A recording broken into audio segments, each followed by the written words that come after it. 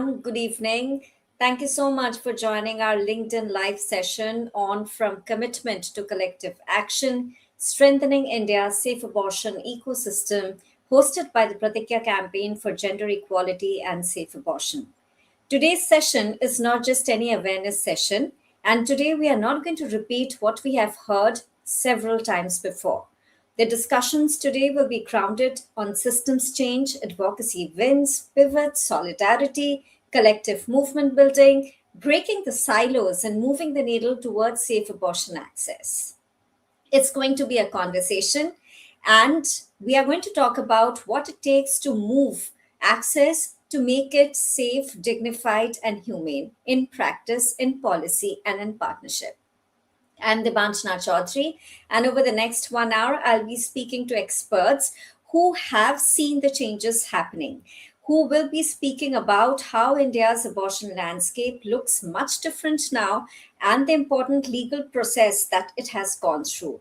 We are going to discuss how access remains uneven. Many of us in this space work very deeply and very intensely, but often separately. And I do emphasize on separately because over the next 60 minutes, we are going to see how we can unify and what a solidarity campaign and movement building looks like. With that as reality, I'm really humbled to introduce our formidable speakers today. We have Dr. Kalpana Apte, Director General of FPA India. Dr. Apte, a very warm welcome. Dr. Thank you. Apte is widely respected thought leader in the SRHR and family planning space. She works to translate community needs into policy and scale high-quality SRHR services nationwide. She serves in several national and international advisory committees and brings deep expertise in provider training, quality of care, and reproductive rights advocacy. Thank you so much, Dr. Apte, for joining us. We Thank have you. Mr. Thank you. We have Mr. Vinod Manning, who does not need any introduction, but I will introduce nonetheless. He is the CEO of IPAS Development Foundation. Vinod leads efforts to improve safe abortion access, comprehensive contraceptive care across 11 states in India, overseeing a staff of over 150. He serves on the federal task forces on abortion and contraception constituted by the Government of India and is a technical expert to WHO Geneva on global health system guidelines. He is also an honorary fellow of the Indian College of Obstetrics and Gynecology and serves as the governing board for Amplify Change. A very warm welcome, Vinod. It's lovely to have you here. And Thank then you. we have Mr. V.S. Chandrasekhar Chandra. He's currently the country director at AmeriCares India. And he has worked with FRHS India, MSI Reproductive Choices in the past, and have been one of the co-conveners of Pratigya Campaign for Gender Equality and Safe Abortion with all the other two speakers over here. With over 3 decades in reproductive health, Chandra brings extensive experience across family planning, maternal health, safe abortion, and HIV/AIDS. Very warm welcome, Chandra. Thank you, Debanjana. Thank you. So, audience, before I move to the conversations, I would request you to kindly put your questions on the chat and also follow, like, and share our social media coordinates, which will be up on the chat very soon. I will quickly share an overview of Pratigya Campaign for Gender Equality and Safe Abortion. This is not just a coalition of 120 organizations and individuals passionately working for improved access to safe abortion in India, but a movement to strive for equity, for gender equality and equity. Simply, our members, campaign advisory group members, partners work to advance women's rights to safe, legal, stigma-free, dignified, and humane abortion care. As a coalition, we have seen the strength in numbers, unified voice, and untiring collective work rather than fragmented efforts improve landscape, policies, and legal framework. With that thought, I move over to you, Vinod. When Pratigya was first coming together as a coalition, what were the biggest challenges in moving forward from parallel efforts to unified efforts to build a coalition? what were some of the trust building efforts that each organization, each participating member organization had to bring in? And what did it mean to have different mandates but unified identity? And of course, if you can shed some light on, skepticism, did you face any when building Pratigya, and what helped move past it? Over to you, Vinod. Thank you, Devina, and I think it's a good starting point. Uh, you'll all know, or for those who don't know, Pratigya was born in 2013. 2010 had a census where the sex ratio was low and it was showing a declining trend. So one of the things that happened is there was a lot of worry and concerns about the declining sex ratio, but also there was a direct linkage between there were many people who felt in the policy and in the programmatic sphere who felt that one way of addressing sex ratios, declining sex ratio, is to clamp down on abortions. Now, all of us know that doesn't work, but that was the tonality of the time when the Pratigya campaign was generated. And given that demand and the fact that you have advocates of safe abortion on one side, advocates on gender equality and gender bias sex selection on the other side, rarely were they two meeting together. We both realized that we are working for women, both realized we were towards sexual and reproductive rights, but at the same time, we didn't have enough common ground to explore and have a common stand. So, Pratigya campaign was actually born from a need to say that probably what we need at the stage is for a diverse group of people to come together and find and explore a common ground. So actually, that's where the name came in. We said we will preserve access to safe abortion while addressing gender bias sex selection, in the sense that both of them are equal, and a very strong belief that both could be addressed.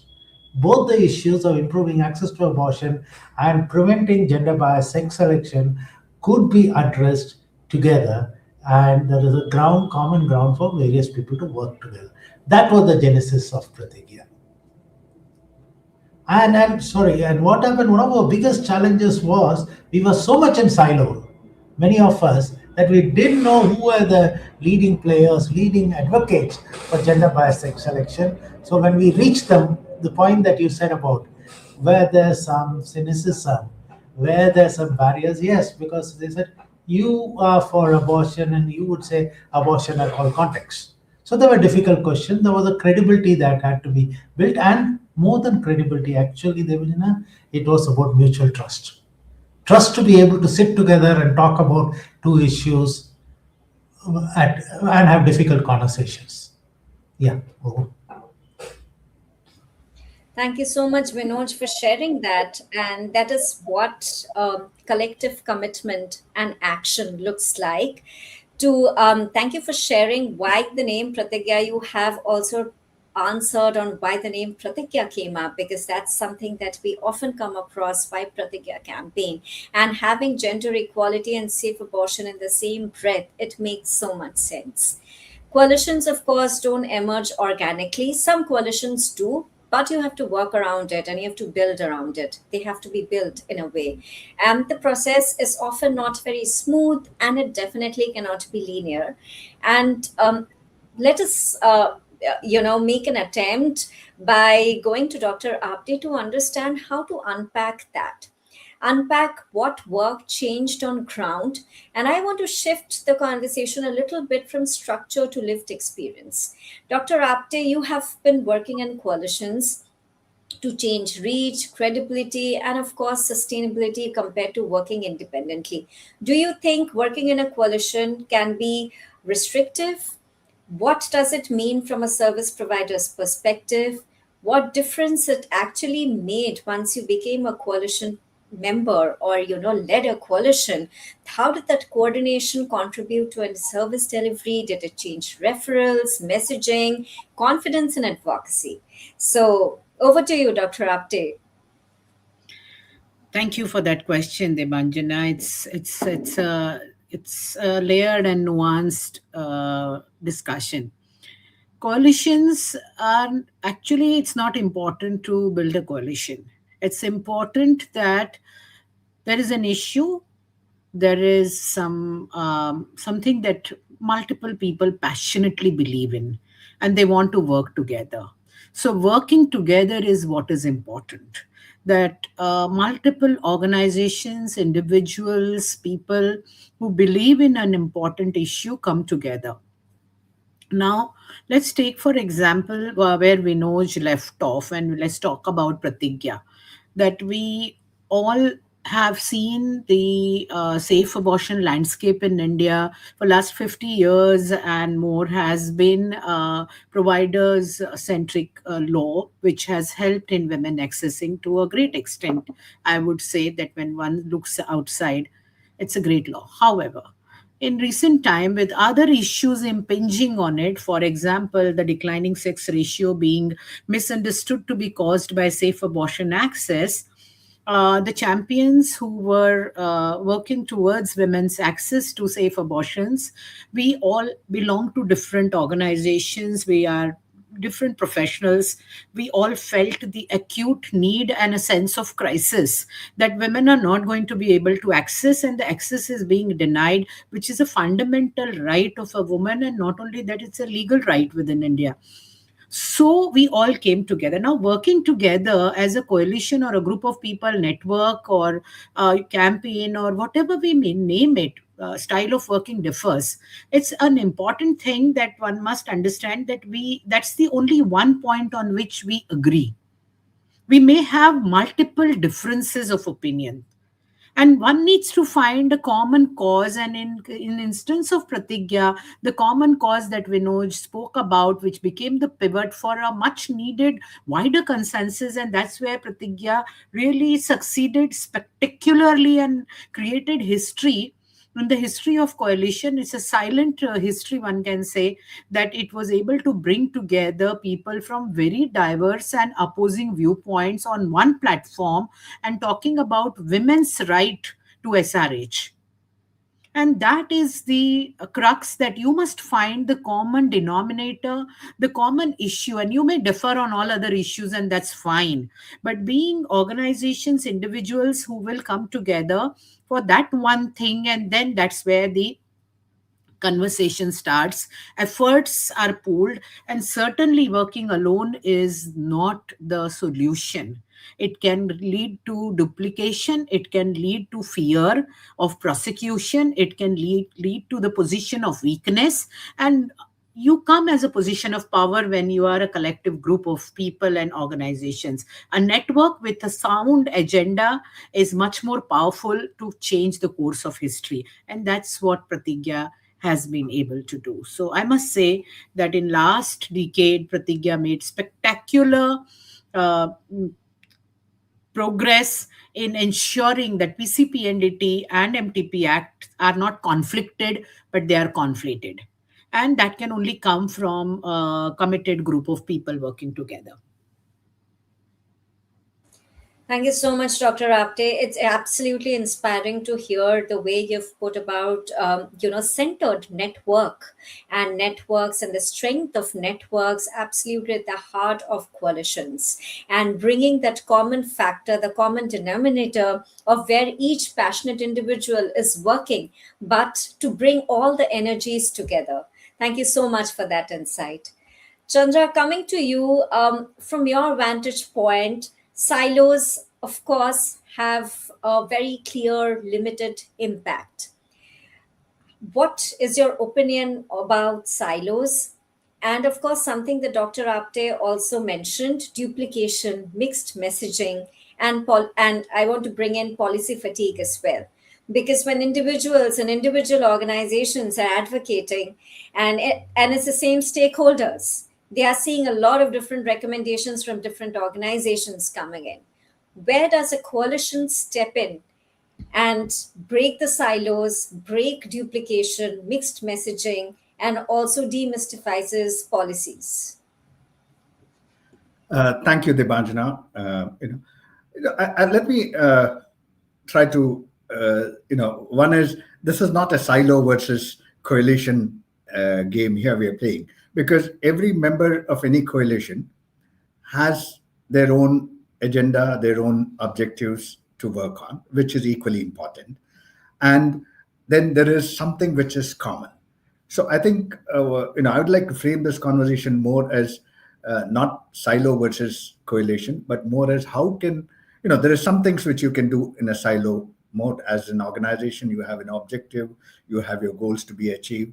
And like, whether it's FPAI, FPA India, or IPAS, IDF, or FRSHI, each one are doing their bit of role in terms of improving access, improving quality, everything. That's very much required, because that's what is beneficial to our clients, because these are organizations who are providing good quality service, access, and care.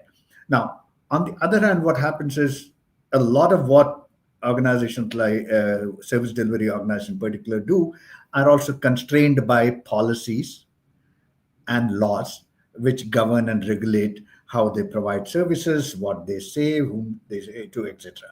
So, and that's where I think it's important to bring in a coalition, because when a coalition talks about a particular issue, in this case, in the case of safe abortion, whether it's the conflict between safe abortion and sex selection, gender-biased sex selection, or in terms of how what should be the changes in the legal framework in terms of allowing access to safe abortion, like Kalpana mentioned that it is still continues to be a provider-centric law. How do we make it more women-centric or person-centric in terms of things?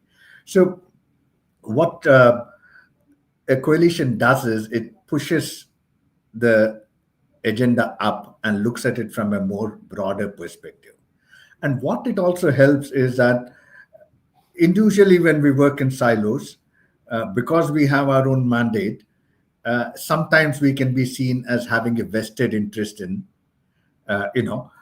bringing about that policy change or advocacy, a change in advocacy. For example, if I'm providing abortion services, and if I am advocating for improving access by, reducing some of the barriers, etc., then people can turn around and say, look, you're providing abortion, you want to make your business smoother to run, and therefore you're advocating for it. And that's where the coalition comes in terms of, because fortunately, at least those who are part of Pratigya, or, we are all, while working on our mission, we are also broadly interested and supportive of women's rights, and particularly sexual and reproductive rights. And therefore, and when it comes to advancing sexual and reproductive rights, you need to work on every aspect of it. You need to work on improving access. You need to work on, changing policies, and making conducive environment which will enable women access their right. So I think coalition is important, particularly when you want to make changes at a much macro, bigger level, and where, as individuals, if we are working, we may be, accused of having a vested interest in it. So I think that's a critical thing which we need to be cognizant about. And I think in the case of Pratigya, I think, while initially we started off, as Vinod said, addressing the conflation between gender-biased sex selection and the MTP Act, soon we also realized that it's not just about abortion, but it's more about rights, sexual and reproductive rights. And therefore, I think over the years, initially we were focused on gender-biased sex selection and the conflation between the two. Quickly, we moved into talking about the fact that this is about women's right and women's health, right? And that's where I think we managed to gather more people onto the platform and to be on our side. And when we collectively spoke about it from a women's perspective, from a rights perspective, there were more people willing to join us. And more importantly, there were people willing to listen uh, what we as a group had to say. And I think that's where it's important for coalition that we have something common which binds us all. And as a voice, we are much more neutral when we advocate for what we want, the changes which we want. Thanks. Thank you so much, Chandra, for bringing in that nuance. And I would request you to stay on a little bit. I do have some follow up questions for you. Uh, to understand, coalition work, of course, everybody is wearing multiple hats because there is an organizational mandate and then there is a coalition collective mandate and a macro level change that it is aimed at. Is there any point, or if you want to share, about risks of a coalition in terms of engagement is harder, engagement is slower, any tips that you would want to share around it, like how to make coalitions work better? I think whatever you pointed out, whether engagement is harder, decision making can be delayed, etc., all are valid and will continue to face any coalition or alliance which is working. Because, as you know, all of us who are members are one, they join the coalition as voluntary members, whether as individuals or organization. All of us have a day job and we have to, work on our own, organization mandate and mission, etc. So there has always be that clash.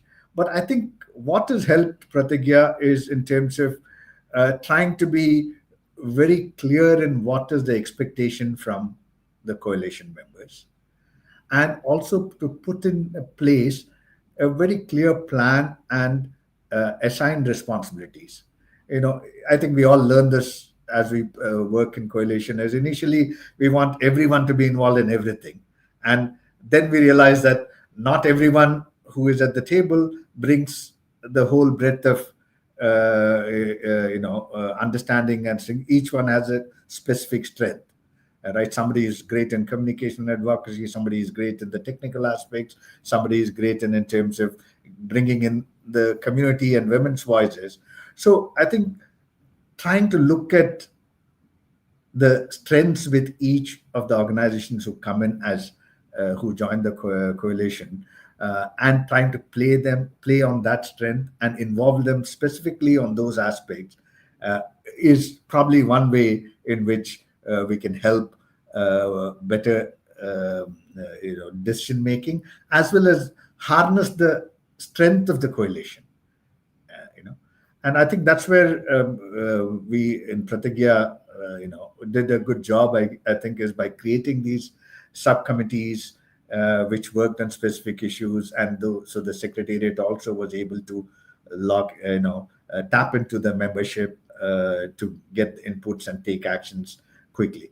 The one other thing also is required is to create a secretariat, because in a coalition you can't expect everyone to be voluntarily operating. There need to be certain dedicated people in the secretariat who will move this agenda forward, whose responsibility is to get the whole coalition to start contributing and working towards, and keep us reminding that we are here because there is an unfinished agenda. So I think it's important to have one or two dedicated resources who can actually drive this. And that, I think, again, is something which we learned through Pratigya. Once we had people, one or two members in the team, they quickly took charge of it and helped the coalition move forward, gave it a plan, and monitored that implementation.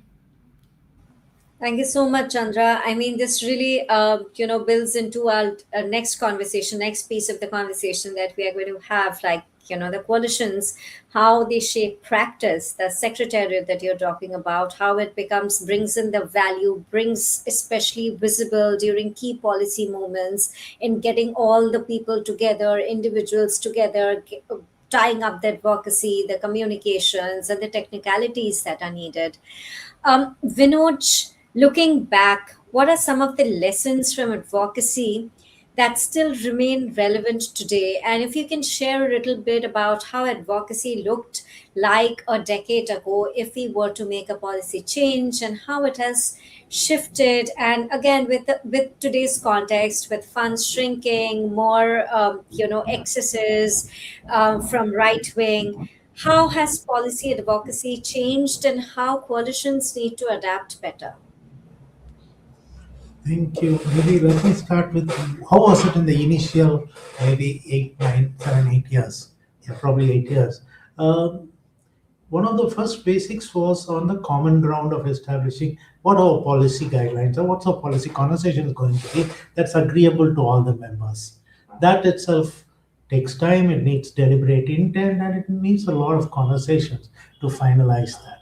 So, one of the things I think which Pratigya did very well, and I think it's a building block which I think is going to come back, take my word, with the next census, whenever that happens, is the consensus document that was done about safe uh, abortions and gender biased sex selection. Basically, there were about 17, 18 organizations and the government of India which participated in trying to develop a protocol around how should the communication be that without impinging on either of these two issues negatively, and how do we the laws, how are they different, and how do we keep them, as Kalpana said, it is compounding but it is not contradictory to each other. So those kind of that document I think is a powerful document because it was signed by people across. So that was, I think, a cornerstone of the advocacy that the document was then used by various people, and derivatives of the document like policy briefs, etc., were used to spread the message.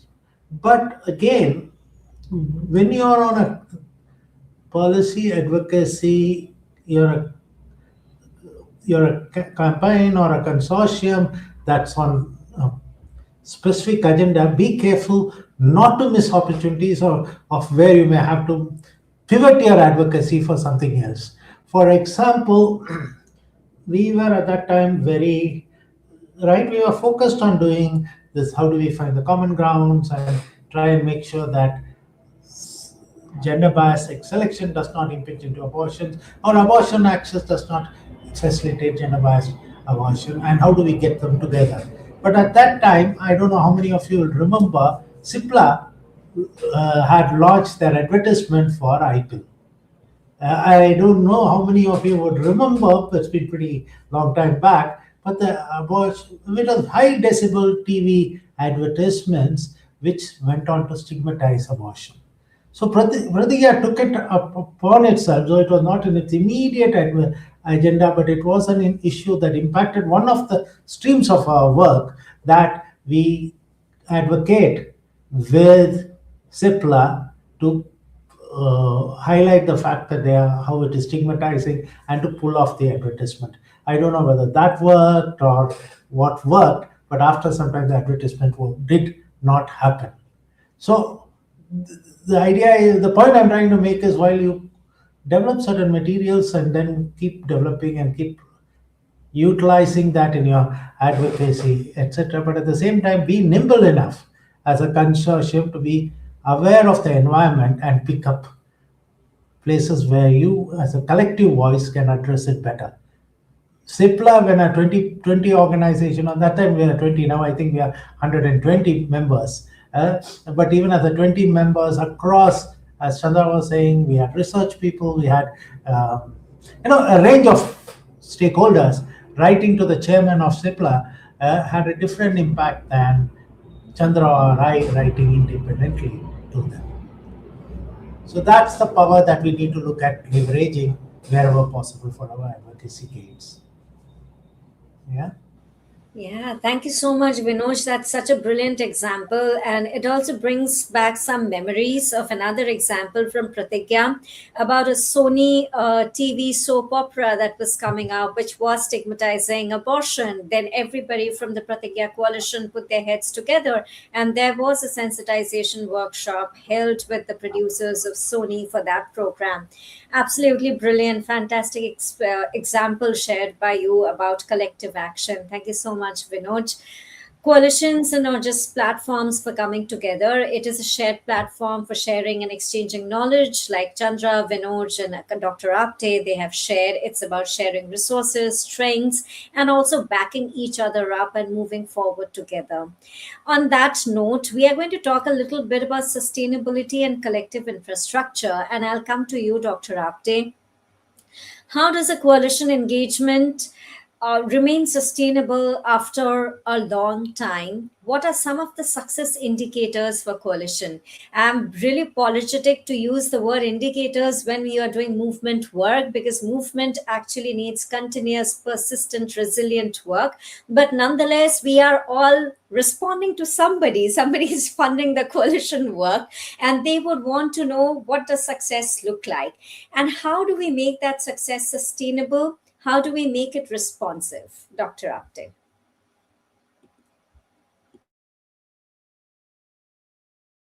Sorry, Dr. Apte, you're Yeah, not yeah, yeah, audible. yeah, yeah, yeah. Sorry.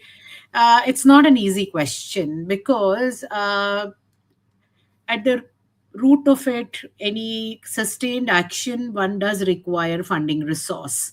And coalitions also, which are funded and funded for a work plan, require some indicators of success, though these will not be hard indicators. But sustainability is another discussion. You may have a funding cycle, and in the funding cycle, you may decide that this is what you would like to do, and this is the issue which needs to be addressed, and this is what you will do. However, the most of us understand that coalitions or networks, they work on a priority basis. They work on a burning issue which emerges, and it does advocacy, and we're using the collective strength and commitment.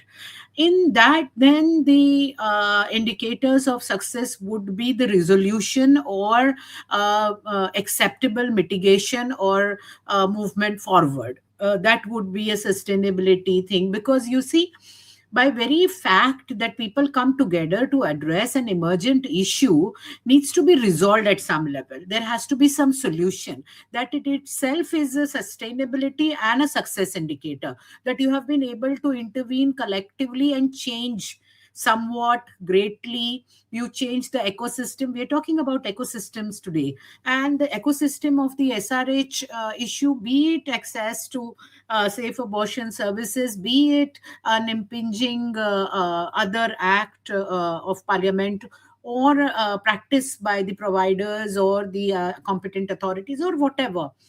One is working towards a certain goal, and that itself finishes that priority of the coalition for the funded cycle or a non-funded cycle. You may also be aware that some of us and a lot of individuals are together working on some other aspects of access to safe abortions, decriminalizing safe abortions in India, and so on, through Arise campaign, Arise coalition. And that coalition is not funded at all, in a sense that there are some small grants here and there, but it's not really funded and work planned and activity led. So under those circumstances, then the sustainability comes from the commitment of the members. Um, in Arise, for example, I can share, and then there are other examples also. Voices for against 365, you know, that coalitions on HIV related issues and transgenders and so on. And these are the people, when then they commit for resources themselves, they bring their own resources to the table. And in this instance also, I mean, I can say that Vinoj and Common Health and other partners are bringing those resources. They even take up responsibilities. If they don't bring the resources to the table, then they would say, oh, this is what needs to be done. Maybe I have some funds and I have some work plans which aligned with this. So you can work in a multiple ways and see that the coalitions without funding also can be sustainable. They may work slowly because the money is important to see that there is a sustained resource, just as Chandra has said. He's absolutely right that a dedicated human resource really will make the thing speed up. The other factor is that sustainability is when people are engaged. and they continue. While you resolve an issue, you move the agenda a little bit, you move the needle a little bit, and then you take up the next issue. That's another form of sustainability, that from a coalition lens, that people are from very different lens, and those who may be sitting across the table and not together are still willing to come together and get engaged on an issue, is another indicator of success or of sustainability for coalitions. So long term coalitions, I mean, really, they basically are implementing bodies and they find funds and they do things. But short term intense policy advocacy coalitions, networks, or consortium, really speaking, work on very, very focused outcome. So we must understand, when we talk of sustainability, it is the ultimate sustainability is people staying engaged to the core issue of sexual and reproductive health and rights and justice. That is what is sustainability for a coalition or a network, that people trust each other, they may be wherever they are, they stay engaged. And you are a prime example, that you've been part of Pratigya and now you have moved on to do other responsible work, but you stay connected. That is sustainability indicator. And the success indicators, of course, are the work plans and related indicators. So I think I'll stop here. Thank you so much, Dr. Apte. It is so well put and so well rounded as well, that sustainability cannot be just technical indicators in an MEL format. Sustainability again brings us to passionate individuals working on that common cause. So that passion that drives a coalition remains a structure throughout in order to create sustainability. I have a follow-up question for you, Dr. Apte. Nonetheless, Chandra did mention very clearly about secretariat, and there are no two ways about that. There has to be people responsible who will bring the different actors together in the coalition, because everybody is busy and they are doing their individual work. But there is also a sense of losing clarity in the long term. How do we maintain that strategic clarity, especially when the need of the coalition or the issue for which the coalition was brought in has been met somewhat or partially, or achieved something that it needed to move? And it's not possible to meet entirely everything because issues keep on emerging, we keep on hearing stories, and it's a ground reality that access is not there, stigma, taboo, it's all there. I mean, nothing has moved in a way, though some legal references have improved, but otherwise patriarchy, stigma, taboo, inaccess, all that remains. So how do we tackle burnouts? How do we tackle that strategic clarity and ensure that the strategic clarity remains in long term coalition work? I think it's a great question, and I would like to say a few things here. One, I think we don't treat coalitions like institutions or organizations. We treat it like a project. Most of us do, anyways, and therefore we don't build institutional memory of the collective work that we do. That, I think, is the first order of the day, that one must, the coalition secretariat, or whether it is a funded coalition or network or consortium or whatever it is, one must ensure that there is a narrative, there is an institutional memory, and then there are archives for the work that is being done, and it's carefully preserved. Because to follow up on the conversation that you said, that things are not really changed, I would say that not only they have not changed, my worry and the what landscape we see emerging is that maybe things are sliding back to even worse from when we started 50 years ago with the legal access to safe abortions. There are situation is becoming grim.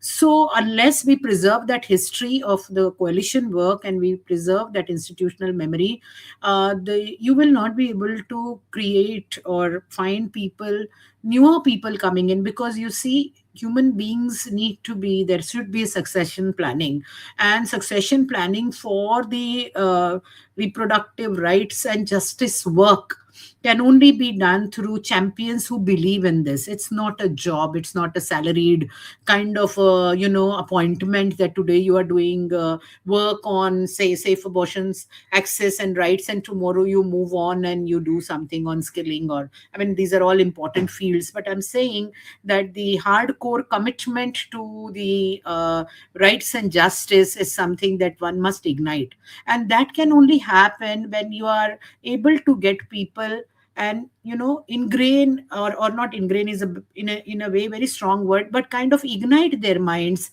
create champions and create commitments. And that is the second aspect of ensuring that you have succession.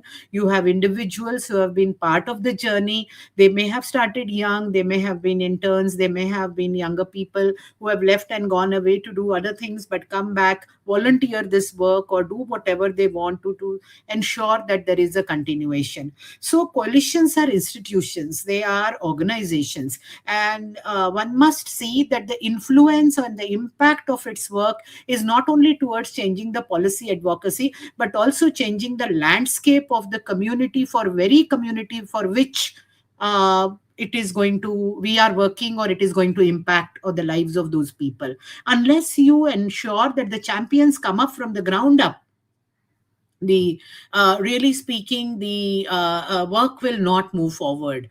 And burnout is real. We see, what we see is a lot of negativity around. I always say that sexual and reproductive health and rights are, what we see is very negative outcomes we see on the ground. We see sexual assaults, we see unwanted pregnancies, we see STIs, we see so many negative outcomes. So there is a need for ecosystem and the work environment to find positives in that. Celebrate small wins, ensure that even a small success is celebrated and is shared. Appropriate credits are given to the people who are handling and moving forward, because yes, burnout is real, and that burnout will not go away with better salary, better working environment, work from home, or whatever. The burnout is, it leaves an impact on you. When you see a woman going back without being able to access abortion, when you see an adolescent girl not able to access because POXO Act is ensuring that you have to, as a provider, you have to report to the police, and the girl says that I cannot afford to be reported to the police, and she runs away. That heaviness in the heart of the provider is indescribable. So I think it's important that you must celebrate, you must uh, share even small successes across the country, across, even we find joy in that. In some other Latin American country, South American country, safe abortion agenda moves forward by 2 bits also, it's a great inspiring and uplifting kind of a movement. So I think we must find those occasions, we must have those kind of pathways to see that successes are celebrated, credited, and we continue to work together, lift each other up, laugh often, and have very good working environment, be friends actually. So that's what I have to say. Thank you so much, Dr. Apte. And I've been particularly lucky to have mentors like all of you leading the work for Pratigya when I was in the secretariat. So it has made work enjoyable, and it really kind of stems from the passion of trying to help an individual. And like you said, this work is really heavy. It comes back home. This is not a work that you leave the moment you switch off your laptop, your gadgets, or you get out of your office. It stays with you, and that's why it is important to have that that ecosystem within us, that ecosystem within the community of activists and advocates to support and back each other up. Thank you so much for that amazing and splendid share, Dr. Apte. Vinod, we are talking about ecosystem perspective and what makes coalitions worth sustained investment. And this is my question to both you and Chandra. So maybe Vinod, you can respond first. That we do talk about ROI and sustained investment, right, in some parlance. So how do we, I mean, look beyond that when we are talking about coalition work? How do we look at coalition success beyond just an ROI and an investment? And how do we really move funders at a time when the funding landscape is extremely skewed? What do we do? And this question is for both of you. Thank you. You reserve the tough ones for the latter part of the conversation, right? Actually, I think let me try and attempt an answer using a very real on the ground example. As Kalpana's organization, FPI, is a secretariat for an alliance on the particular right, or no, safe abortion, but like to say also. It has not been really funded, as she mentioned. It's been going on now for 3+ years, I think, and it's not been unlike many consortiums, there's no dedicated money available. People bring in money where possible, etc. And there's a lot of voluntary contribution.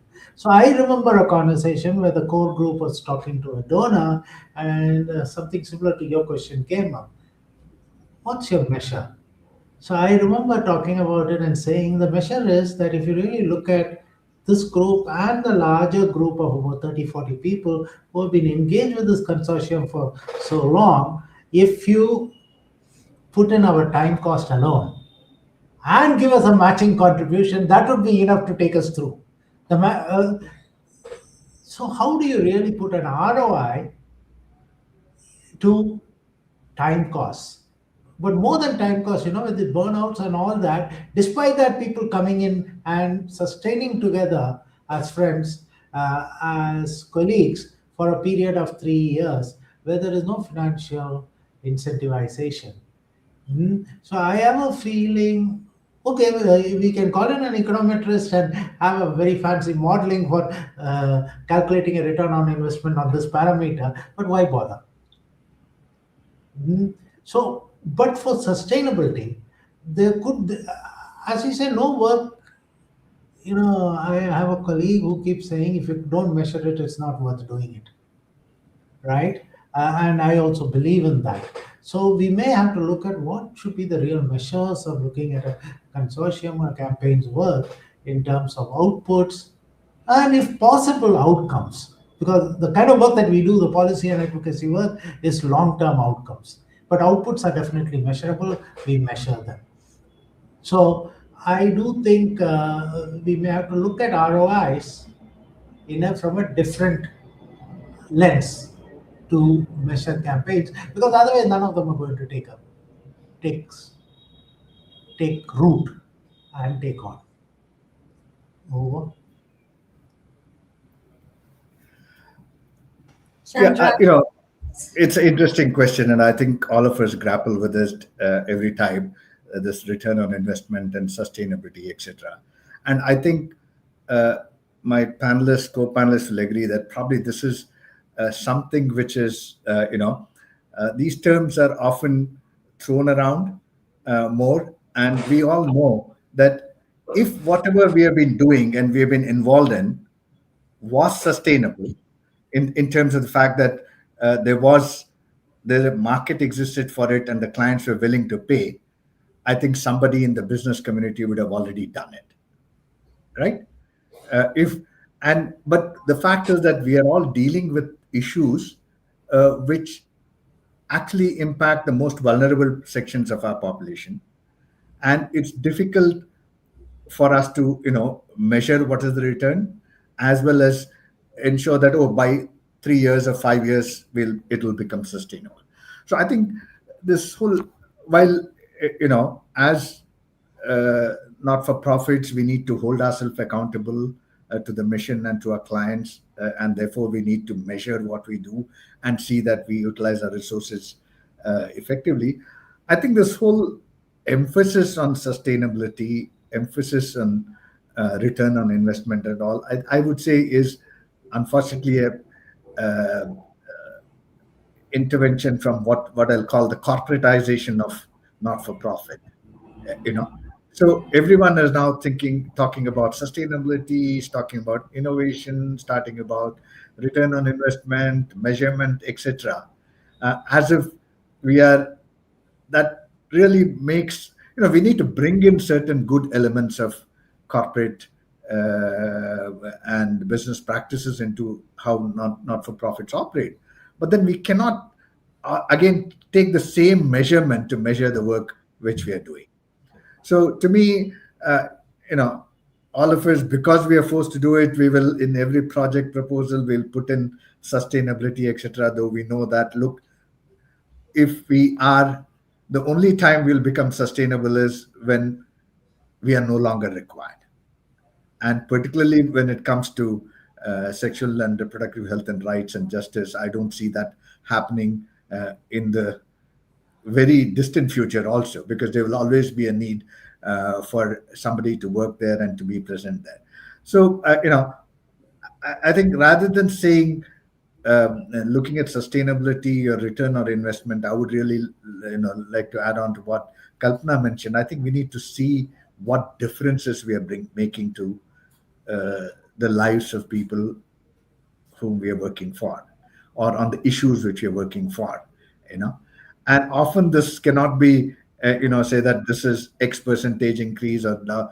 The fact that if we can we moved some of our asks in terms in the MTP Act, though we didn't we were not successful in actually getting our entire wish list incorporated, but that itself has make a tremendous impact for a lot of people.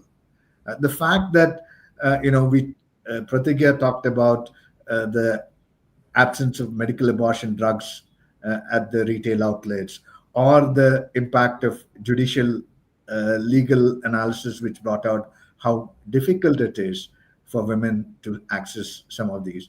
So these result in sort of sustainable change, and how do we measure that? When just moving from 20 weeks to 24 weeks is a huge return on investment, and I think it's difficult for us to measure it in terms of was it 25% return or 50% return.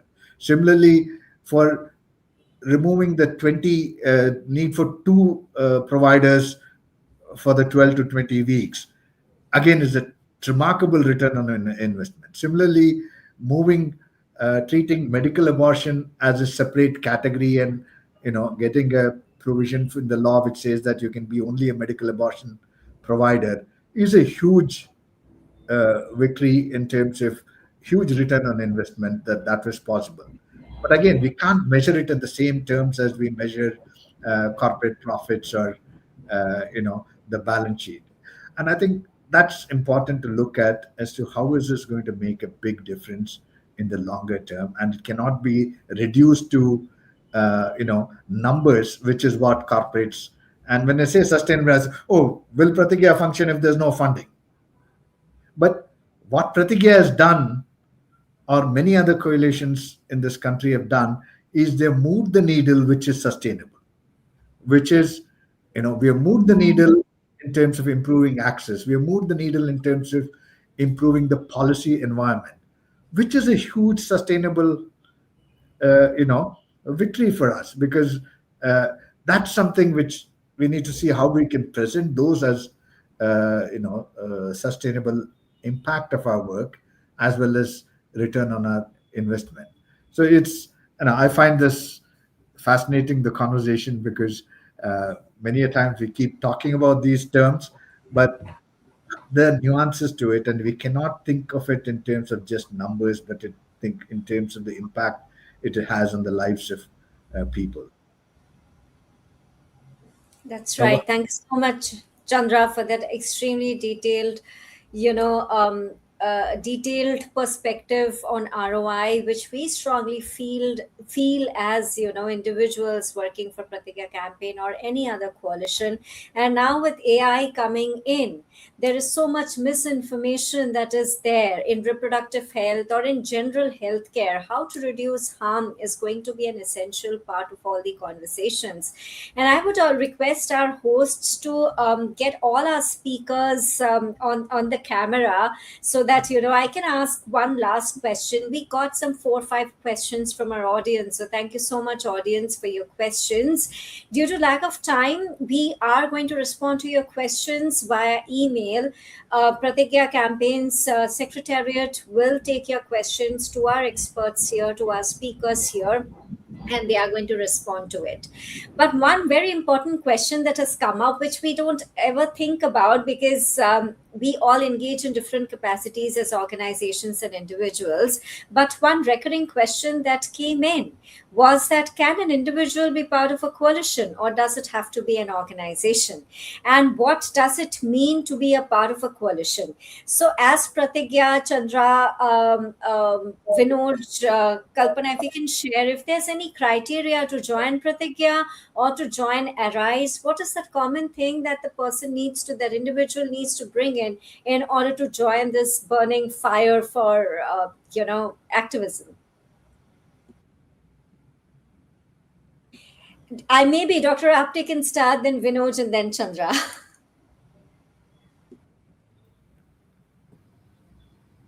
Thank you, Devanjana. Of course, it depends on the coalition or the network, their decisions. You see, they decide whether it's an organization-led or organization members only or individuals members only. So I can speak for Arise campaign that yes, it is possible to join as members, but what it requires is that you need to be recommended by someone, like a reference, and then you can become a member. And so you need to know someone who's a part of the coalition, because you see the work that we do, and that the representation that a member has comes with a lot of responsibility, and comes with a lot of commitment, and that can only be done through this kind of filter or a layer that one has to do. But at the same time, you don't have to be a member to do work for women's healthcare, or not only women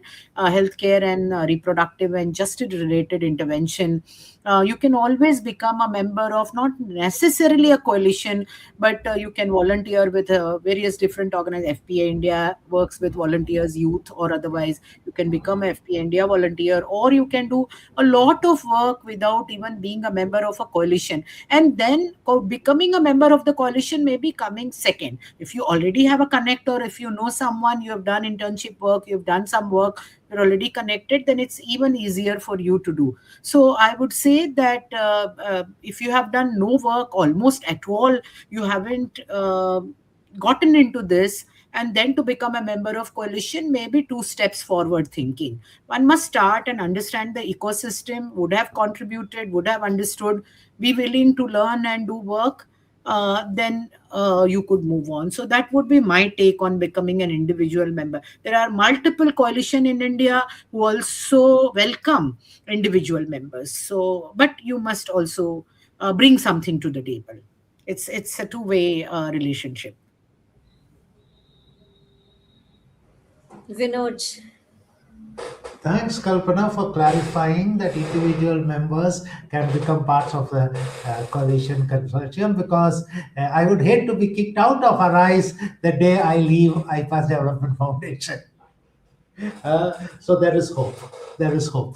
Having said that, I would like to just only substantiate what Kalpana said about an expectation that, you see, any such association is working on a basis of a primary common cause, which we all are working towards. So, for arriving at a common cause, believing in that common cause, and feeling it would require some exposure, some lived in experience or lived in experience, which is where I think the point that Kalpana made about having some kind of engagement with the cause, with the realities, and having lived through it in any which form, would be helpful for the member to be a contributing member to a coalition. Yeah. Thank you so much. Chandra, your No, take.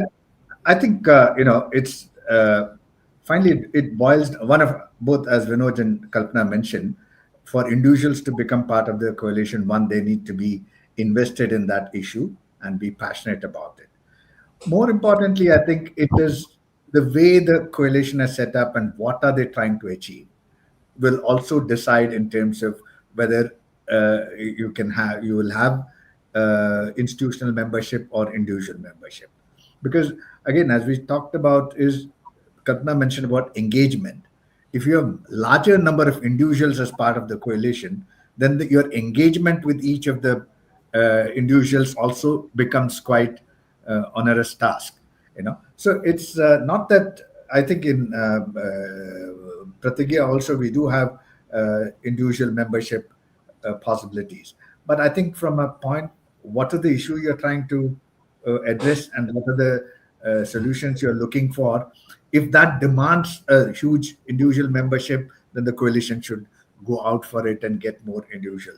But if there are specific issues which need to be addressed and which needs larger organizational support and input into that, you need to focus on building coalitions with organizational membership. So I think there's no one answer to it, but I think as far as safe abortion or sexual and reproductive health and rights, compared to sexual and reproductive health and rights, safe abortion is much niche part of it. So in these cases, I think it's important to bring, and also given the sensitive nature of the issue we are addressing, opening it up to everyone is not a good idea.